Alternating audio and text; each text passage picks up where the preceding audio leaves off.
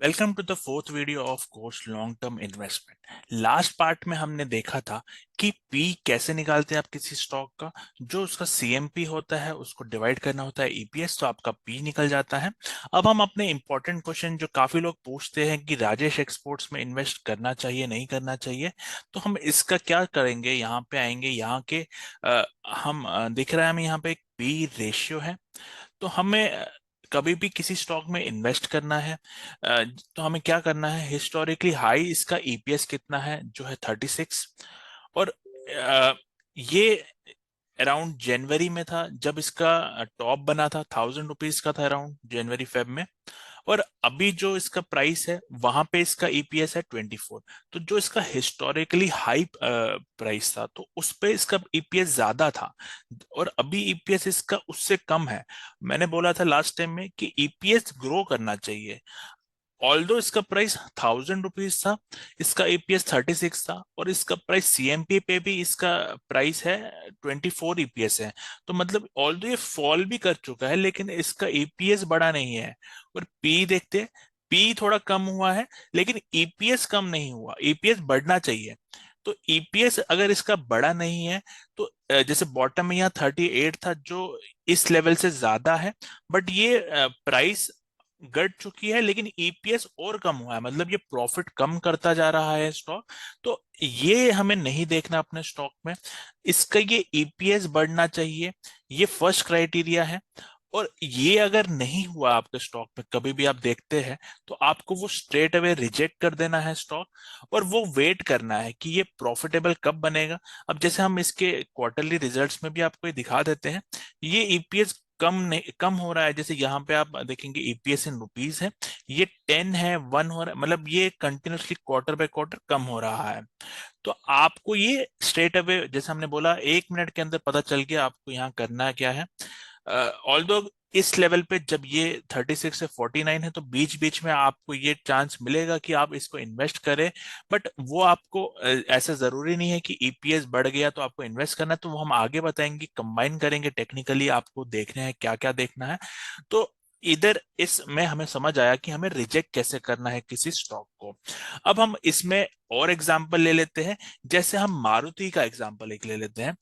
Maruti Suzuki में क्या हुआ है, रिसेंटली लास्ट 3 महीने से प्राइस अराउंड 8000 9000 से 12000 हो गई है। तो ये क्या रीजन है, हम वापस पी रेशियो में आते हैं। आप देखेंगे ये स्टॉक कंटिन्यूसली, जैसे जो इसका टॉप था वो 79.6 पी था और था 1074 ईपीएस था। आप इसका ईपीएस देखेंगे कंटिन्यूसली, जो 100 रुपीज से यहाँ पे ईपीएस 200 245, ये प्राइस मतलब ये आप रेशियो देखेंगे 321। आपका ईपीएस डबल ट्रिपल हो गया है लास्ट के कुछ एक साल में। और आप देखेंगे एक बार मैं मारुति का चार्ट यहाँ पे लगा देता हूँ। लास्ट के कुछ महीने में ये प्राइस ने बहुत अच्छा इंक्रीज किया है।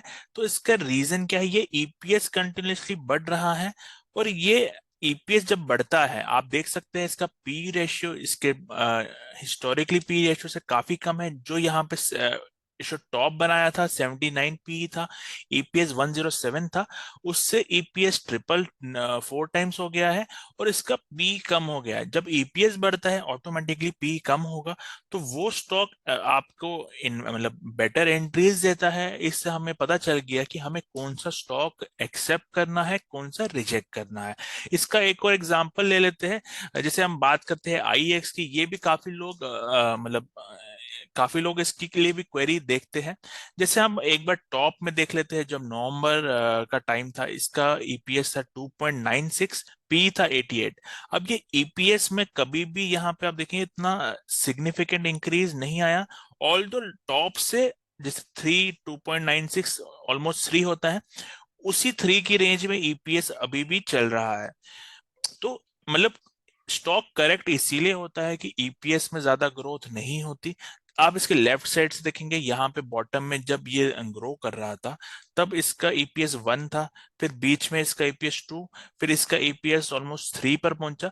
जब मेजर एक ऐसा लेवल आ जाता है कि स्टॉक ग्रोथ ज्यादा नहीं दिखाता, तो इस टाइम पे एक करेक्शन फेस आता है, जब ईपीएस आपका, अगर जब ये रेशियो डाउन आ रहा हो उस टाइम पे ईपीएस बढ़ा, तो वो एक साइन होता है कि आपको इन्वेस्ट करना है। जैसे अगर आप टॉप से कंपेयर करेंगे इसको, तो इसका ईपीएस थोड़ा बड़ा है टॉप से, बट अभी भी इतना सिग्निफिकेंट इंक्रीज नहीं हुआ। अगर समझ लीजिए ये और करेक्ट होता है, ईपीएस आपका और बढ़ता है, तो वो एक आपको साइन मिलेगा कि ये स्टॉक अब आपके इन्वेस्टमेंट के लिए राइट है।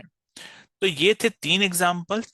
अब हम नेक्स्ट वीडियो में देखेंगे कि ये स्टॉक्स की हम लिस्ट कैसे बना सकते हैं। तो लेट्स गेट स्टार्ट।